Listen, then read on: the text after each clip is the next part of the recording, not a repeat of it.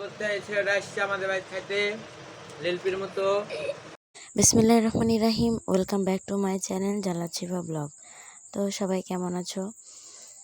আজকে আমরা ঘুরতে যাব, আর এই তো তারা বাপ ছেলে রেডি হয়ে গেছে, আমিও রেডি হয়ে গেছি। এখন তারা গাড়ি বের করছে, আর বাপ ছেলের এতই গল্প, সবসময় তারা গল্প। আমরা রেডি হয়ে বেরিয়ে গেছি বাবার বাড়ি করতেছি। তো এই ব্লগটা অনেক মজাদার হচ্ছে, সবাই দেখতে থাকুন।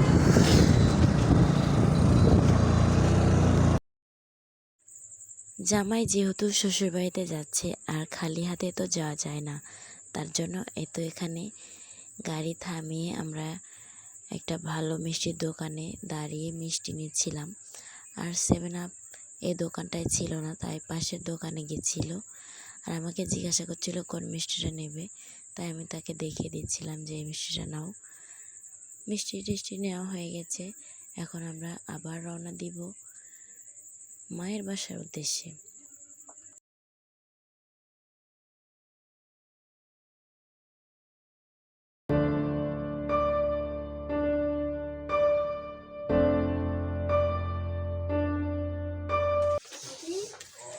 তো গাইজ আমরা চলে এসেছি আমার মায়ের বাসায়। আর এসে হাত মুখ ধুতে লেগেছিল, আর আমি দেখছিলাম আমার মায়ের রান্নাবান্না কত দূর। তো আমার মা এখানে মাংস রান্না করছিল, তো আমাদেরকে দেখে অনেক খুশি হয়েছে। তো আমার মা তালের পিঠা করেছিল, আর সেই পিঠাগুলো এখন তোমাদের ভাইয়াকে দিব।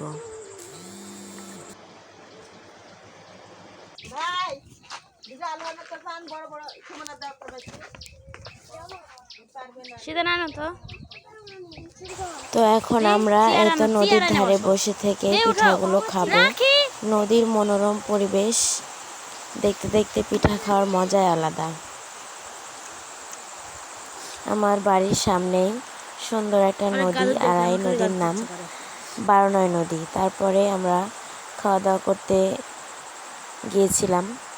আর তো আমার আম্মু এখানে অনেক কিছু রান্না করেছিল, মাছের ঝোল, লাউ মানে কুমড়া দিয়ে, চিংড়ি মাছ, গরুর মাংস, সালাদ, আর একটা সবজি ছিল। তো এই ছিল আজকের আয়োজন। আর তারা মা ভাগনা খেতে বসে দেখুন কি অবস্থা তাদের। এত শিক্ষিত হলে বাংলাদেশ অচল হয়ে যাবে।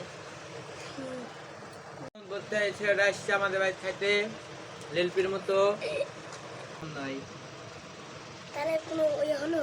তাদের মামা ভাগনার এরকম নাটক লেগেই থাকে। তারপরে বিকেলবেলা আমরা একটু বসেছিলাম, আর এই পাকা বুড়ি এত কথা, একটু নদীর ধারে ঘুরছিলাম নৌকায়।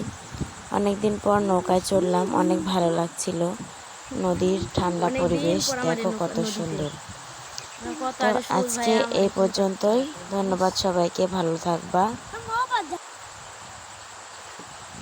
ভিডিওটা ভালো লাগলে অবশ্যই লাইক, কমেন্ট, সাবস্ক্রাইব অবশ্যই করবা। আল্লাহ হাফিজ।